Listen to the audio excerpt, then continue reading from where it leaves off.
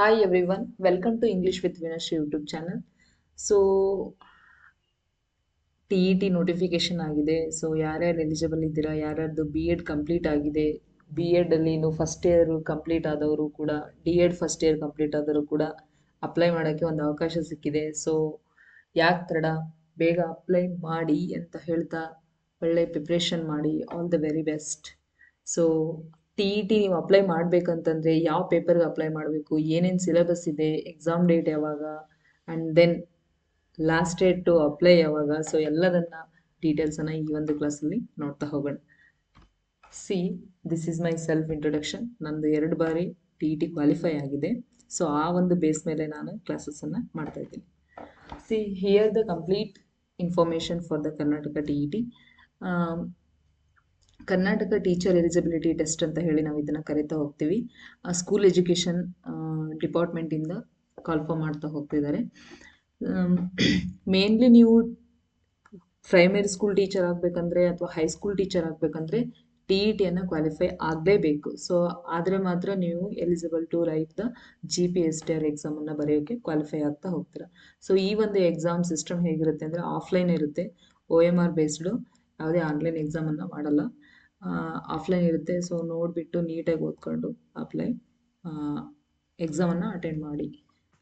C, important dates. Notification release ಆಗಿ ಅಕ್ಟೋಬರಲ್ಲಿ release ಆಯಿತು. ಸಿ, ಅಪ್ಲಿಕೇಶನ್ ಸ್ಟಾರ್ಟ್ ಆಗಿದೆ 2 ಡೇಸ್ ಆಯಿತು, 23rd-10-2025. Last date to apply November 9/11/2025. ಓಕೆನಾ, ನವಂಬರ್ 9ಕ್ಕೆ ಅಪ್ಲಿಕೇಶನ್ ಲಾಸ್ಟ್ ಡೇಟ್ ಇದೆ. ಸೊ ಯಾರ್ಯಾರು ಅಪ್ಲೈ ಮಾಡಿಲ್ಲ ಇನ್ನೂ ಬೇಗ ಅಪ್ಲೈ ಮಾಡಿ. ಲಾಸ್ಟ್ ಡೇಟ್ ಅಂತ ಹೇಳಿ ಇನ್ನು 9 ಇದೆ ಅಂತ ಹೇಳಿ ಕೂಡಬೇಡಿ, ಯಾಕಂದರೆ ಕೊನೆಗೆ ಸರ್ವರ್ ಬ್ಯುಸಿ ಬರೋದು ಚಾನ್ಸಸ್ ಇರುತ್ತೆ. ಸಿ, ಪೇಮೆಂಟ್ ಲಾಸ್ಟ್ ಡೇಟ್ ಯಾವಾಗಿದೆ 10/11/2025.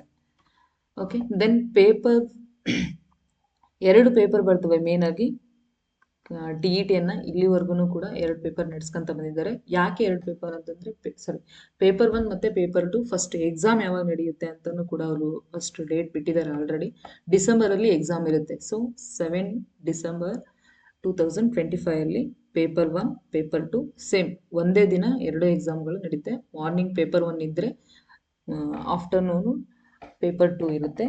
9-9:30 12 o'clockವರೆಗೂ 1 ಪೇಪರ್ 1, ಪೇಪರ್ 2 2 to 4:30ವರೆಗೂ ಇರುವಂಥದ್ದು. ಸಿ, ಪೇಪರ್ 1 ಯಾರು ಅಪ್ಲೈ ಮಾಡಬೇಕು, ಪೇಪರ್ 2 ಯಾರು ಅಪ್ಲೈ ಮಾಡಬೇಕಂತ ಹೇಳ್ತೀನಿ. ಸಿ, ಎಲಿಜಿಬಿಲಿಟಿ ಕ್ರೈಟೇರಿಯಾ ನೋಡ್ತಾ ಹೋದರೆ ಪೇಪರ್ 1 ಅಂತಂದರೆ 1 to 5th ಸ್ಟ್ಯಾಂಡರ್ಡ್ಗೆ ಪ್ರೈಮರಿ ಸ್ಕೂಲ್ ಟೀಚರ್ ಆಗಿ ಅಂದರೆ ನಿಮ್ಮದು ಕ್ವಾಲಿಫೈ ಏನಾಗಿರಬೇಕು ಅಂತಂದರೆ ಕ್ವಾಲಿಫಿಕೇಷನ್ ಮಸ್ಟ್ ಡಿ ಎಡ್. ಓಕೆನಾ, ಸೊ ಡಿ ಎಡ್ ನಿಮ್ದು ಆಗಿದ್ರೆ ಮಾತ್ರ you are eligible to apply for the paper 1 T E T. Okay, then paper 2, so 6 to 8ಗೆ ಟೀಚರ್ಸ್ಗೆ ಇದು ಎಲಿಜಿಬಲ್. ಇಲ್ಲಿ ಏನು ನಿಮ್ಮದು ಕ್ವಾಲಿಫಿಕೇಷನ್ ಫಾರ್ ಪೇಪರ್ 2 ಅಂದರೆ bachelor of degree. So any degree, ಯಾವುದೇ BCom BSc ಡಿಗ್ರಿ ಮೇಲೆ ನಿಮ್ಮದು ಬಿ ಎಡ್ ಕಂಪಲ್ಸರಿ ಆಗಿರಲೇಬೇಕು. ಓಕೆನಾ, ಸೊ ಬಿ ಎಡ್ ನೀವು ಮಾಡ್ತಾ ಇರಬೇಕು. ಈಗ ಫಸ್ಟ್ ಇಯರ್ ಮುಗ್ದಿರ್ಬೋದು ಅಥವಾ ಫೈನಲ್ ಇಯರಲ್ಲಿ ಇರ್ಬೋದು ಕೂಡ. ಸೊ ಅವ್ರಿಗೂ ಕೂಡ ಅಪ್ಲೈ ಮಾಡೋಕ್ಕೆ ಅವಕಾಶವನ್ನು ಕೊಟ್ಟಿದ್ದಾರೆ.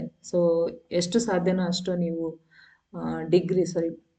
ಬಿ ಎಡ್ ಮಾಡುವಾಗಲೇ ಮುಗಿಸ್ಕೊಂಡ್ರೆ ಚೆನ್ನಾಗೆ. ಸೈಕಾಲಜಿ ಅವಾಗ ಆಲ್ಮೋಸ್ಟ್ ನೀವು ಓದ್ತಾ ಇರ್ತೀರ, ಅದು ಈಸಿ ಆಗ್ತಾ ಹೋಗುತ್ತೆ. ಸೊ ಪೇಪರ್ 2ದವರು. ದೆನ್ ಸಿಲೆಬಸ್ ಏನಿರುತ್ತೆ ಅಂತಂದರೆ, ಸಿಲೆಬಸ್ ನೀವು ಯಾವುದೇ ಎಕ್ಸಾಮ್ಗೆ ಹೋಗ್ತಿದ್ದೀರಾ ಅಂತಂದರೆ first you should know about syllabus and must write the ಸಿಲೆಬಸ್ಸನ್ನು ಬರ್ಕೋಬೇಕು ನೀವು. ಏನೇನಿರುತ್ತೆ ಅಂತಂದರೆ ಪೇಪರ್ 1ಗೆ ಚೈಲ್ಡ್ ಡೆವಲಪ್ಮೆಂಟ್ ಆ್ಯಂಡ್ ಪೆಡಗಾಗಿ, ಏನು ಸೈಕಾಲಜಿ ಅಂತ ಹೇಳಿ ಕರಿತೀವಲ್ಲ, ಅದ್ರ ಮೇಲೆ 30 ಮಾರ್ಕ್ಸ್ ಇರುತ್ತೆ.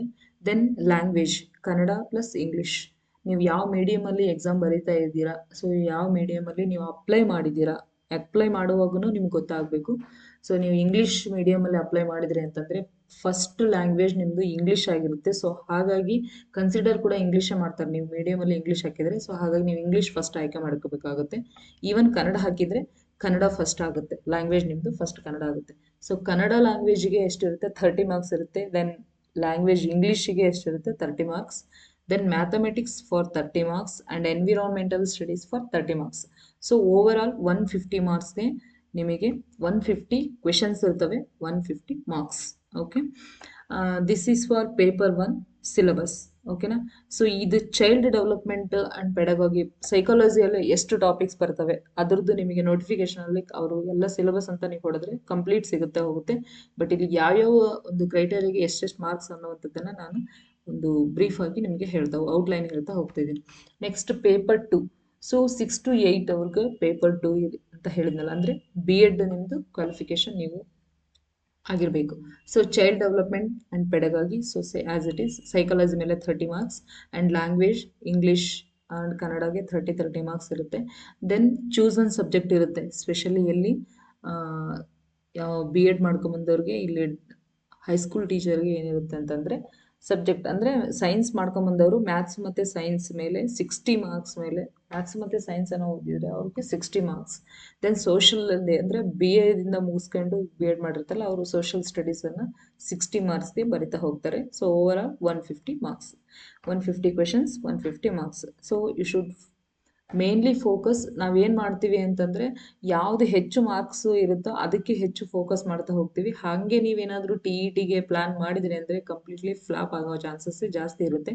ಸೊ ಹಾಗಾಗಿ ಎಲ್ಲದನ್ನೂ ಕೂಡ ಮ್ಯಾನೇಜ್ ಮಾಡಿ.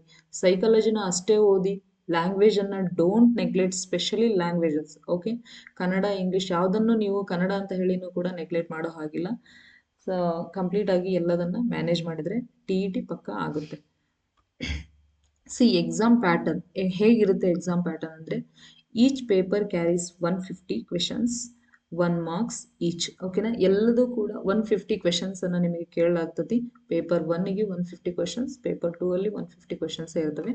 ಪ್ರತಿಯೊಂದು ಕ್ವೆಶನ್ಗೆ ಒಂದೊಂದು ಮಾರ್ಕ್ಸನ್ನು ಅವರು ಮೀಸಲು ಮಾಡಿದ್ದಾರೆ. ಸೊ ಯಾವುದೇ ಎಲಿಜಿಬಲ್ ಎಕ್ಸಾಮ್ ತೊಗೊಳ್ರಿ, ನೀವು ಎಲಿಜಿಬಿಲಿಟಿ ಟೆಸ್ಟ್ಗಳು ತಗೊಳ್ರಿ, ಯಾವುದಕ್ಕೂ ಕೂಡ ನೆಗೆಟಿವ್ ಮಾರ್ಕಿಂಗನ್ನು ಇಟ್ಟಿರಲ್ಲ. ಸೊ ನೆಗೆಟಿವ್ ಮಾರ್ಕಿಂಗ್ ಅಂತಂದ್ರೆ ಏನು?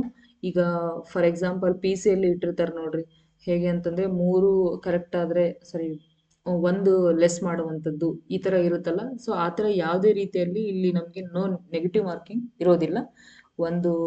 ಸೊ ಹಾಗಾಗಿ ಎಲ್ಲವನ್ನು ಅಪ್ಲೈ ಮಾಡಿ. ಕೆಲವೊಂದ್ಸರಿ ನೀವು ಬಿಟ್ಟು ಬರೋ ಚಾನ್ಸಸ್ ಇರುತ್ತಲ್ಲ, ಆ ಥರ ಯಾವುದನ್ನು ಬಿಟ್ಟು ಬರಬೇಡಿ. ಡ್ಯೂರೇಷನ್, ಸೊ ಎಷ್ಟು ಟೈಮಿಂಗ್ಸ್ ಎಷ್ಟು ಇರುತ್ತೆ ಅಂದರೆ 2.5 hour ಇರುತ್ತೆ. ಸೊ 2 ತಾಸು 30 ನಿಮಿಷಗಳು ನಿಮಗೆ ಪರ್ ಪೇಪರ್. ಒಂದೊಂದು ಪೇಪರ್ 1ಗೆ 2.5 ತಾಸು, ಪೇಪರ್ 2ಗೆ 2.5 ತಾಸು ಇರುತ್ತೆ. ಚೆನ್ನಾಗಿ ಓದ್ಕೊಂಡು ಬೇಗನೆ ನೀವು ಕ್ಲಿಯರ್ ಮಾಡ್ಕೊಳಕ್ಕೆ ಚಾನ್ಸಸ್ ಇದೆ. Then qualifying marks. ಈಗ ಟಿ ಇ ಟಿಗೆ ಏನು ಮಾಡಿದ್ದಾರೆ ಅಂತಂದರೆ ನೀವು 158 ಅಂತ ಹೇಳಿ 150ನೇ ತೆಗಿಬೇಕು ಅಂತ ಏನೂ ಇಲ್ಲ. ಸೊ ಕ್ವಾಲಿಫೈ ಮಾರ್ಕ್ಸ್ ಇದೆ, ಅದನ್ನು ನೀವು ಕ್ವಾಲಿಫೈ ಮಾಡ್ಕೊಂಡ್ರೆ ಅಂತ ಅಷ್ಟು ನೀವು ಮಾರ್ಕ್ಸ್ ತೆಗೆದ್ರೆ ಅಂದರೆ ಕ್ವಾಲಿಫೈಡ್ ಆದ ಹಾಗೇನೆ, ಸರಿನಾ. ಸೊ ಹಾಗಾಗಿ ನೀವೇನು ಮಾಡಬೇಕು, ಕ್ರೈಟೇರಿಯಾ ವೈಸು ಇವರು ಕ್ವಾಲಿಫೈಡ್ ಲಿಸ್ಟನ್ನು ಕೊಟ್ಟಿದ್ದಾರೆ. ಸೊ ಹೆಂಗಪ್ಪ ಅಂತಂದರೆ ಮಿನಿಮಮ್ ಎಷ್ಟು 150 ಇರೋದ್ರಲ್ಲಿ ಅದನ್ನು ಜನರಲ್ ಅವ್ರಿಗೆ ಮತ್ತು ಒ ಬಿ ಸಿ ಅವರು ಇವರೆಲ್ಲ ಎಷ್ಟು ತೆಗಿಬೇಕಂದ್ರೆ ಮಿನಿಮಮ್ 92 ಮಾರ್ಕ್ಸನ್ನು ನೀವು ತೆಗಿಲೇಬೇಕು. ಓಕೆನಾ. ಸೊ 92 ಮಾರ್ಕ್ಸ್ ತೆಗೆದ್ರೆ ಮಾತ್ರ ಯು ಆರ್ ಕ್ವಾಲಿಫೈ. ಓಕೆನಾ. ಇಲ್ಲಿ ಕ್ಯಾಟಗರಿ ವೈಸ್ ಮಾಡಿರೋದ್ರಿಂದ ಜನರಲ್ ಮತ್ತು ಒ ಬಿ ಸಿ ಕ್ಯಾಟಗರಿ ಏನಾದರೂ ಇದ್ದೀರಾ ಅಂತಂದರೆ ಒ ಬಿ ಸಿಯಲ್ಲಿ ಇರೋರಿಗೆ 92 ಮಾರ್ಕ್ಸ್ ನೀವು ಟಿ ಇ ಟಿ ಕ್ವಾಲಿಫೈ ಆಗುವಂಥದ್ದು. ದೆನ್ SC ST ಮತ್ತು C1 ಕ್ಯಾಟಗರಿಯಲ್ಲಿದ್ದು ಇದ್ದರೆ ಅಂತಂದರೆ ಅಲ್ಲಿ ಎಷ್ಟಿರುತ್ತೆ ಅಂತಂದರೆ 83% ಅಥವಾ 82% ನೀವು ಮಾಡಿದರೂ ಕೂಡ you are qualify in the T E T. ಓಕೆನಾ. ಸೊ ಯಾರೂ ಕೂಡ ಟಿ ಇ ಟಿಯನ್ನು ನೆಗ್ಲೆಕ್ಟ್ ಮಾಡ್ಕೋಬೇಡಿ, ಯಾಕಂದರೆ ನೆಕ್ಸ್ಟು ಟೀಚರ್ ಎಕ್ಸಾಮ್ ಕಾಲ್ಫಾರ್ಮ್ ಆಗುತ್ತೆ ಅನ್ನುವಂಥ ಭರವಸೆ ತುಂಬ ಇದೆ, ಸರಿನಾ. ಸೊ ಹಾಗಾಗಿ you should mainly focus for this T E T, most important. Next application fees ಏನಿದೆ ಟಿ ಇ ಟಿ ಅಪ್ಲಿಕೇಶನ್ಗೆ ಅಂತಂದರೆ ಕ್ಯಾಟಗರಿ ವೈಸ್ ಇಲ್ಲಿ ಪೇಪರ್ 1 ಮತ್ತು ಪೇಪರ್ 2ಗೆ ಕ್ಯಾಟಗರಿ ವೈಸನ್ನೇ ಏನು ಮಾಡ್ತಾ ಹೋಗಿದ್ದಾರೆ, ಫೀಸನ್ನು ಕೂಡ ಎಲ್ಲ ಎಕ್ಸಾಮ್ಸಲ್ಲೂ ಅದೇ ಥರ ಇರುತ್ತೆ.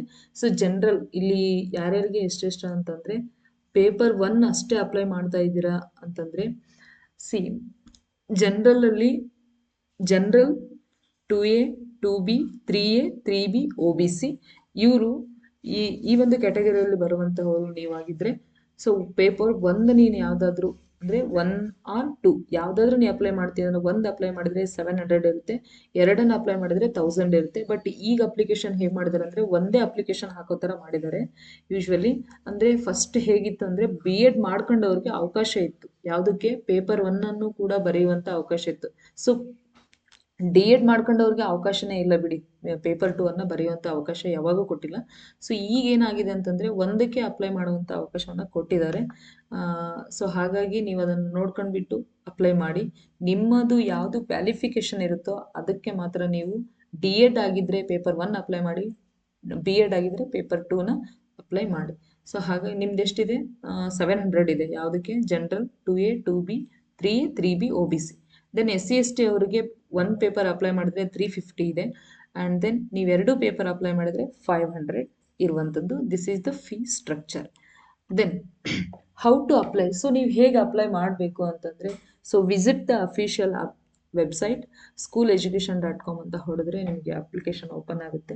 ಅಲ್ಲಿ ನೀವು KRTET 2025 ಅಪ್ಲೈ ಆನ್ಲೈನ್ ಅಂತ ಕೊಟ್ಟರೆ ಅಲ್ಲಿ ಕ್ಲಿಕ್ ಮಾಡಿದರೆ ನಿಮ್ದೆಲ್ಲ ಪರ್ಸ್ನಲ್ ಆ್ಯಂಡ್ ಎಜುಕೇಷ್ನಲ್ ಡೀಟೇಲ್ಸನ್ನು ಕೇಳುತ್ತೆ. So you should fill the personal details as well as educational details. Then upload the photo and signature. ಓಕೆನಾ? ಲಾಸ್ಟಲ್ಲಿ ನಿಮಗೆ ಅಪ್ಲೋಡ್ ಮಾಡೋಕ್ಕೆ ಕೇಳ್ತಾರೆ. ಫೋಟೋ ಸಿಗ್ನೇಚರನ್ನು ಕರೆಕ್ಟಾಗಿ ಅಪ್ಲೋಡ್ ಮಾಡಿ. ಮೊಬೈಲಲ್ಲಿ ಅಪ್ಲೋಡ್ ಮಾಡೋವಂಥವ್ರು ಇರ್ತೀರಾ, ಸೊ ನೋಡಿಬಿಟ್ಟು ನೀಟಾಗಿ ಅಪ್ಲೋಡ್ ಮಾಡಿ.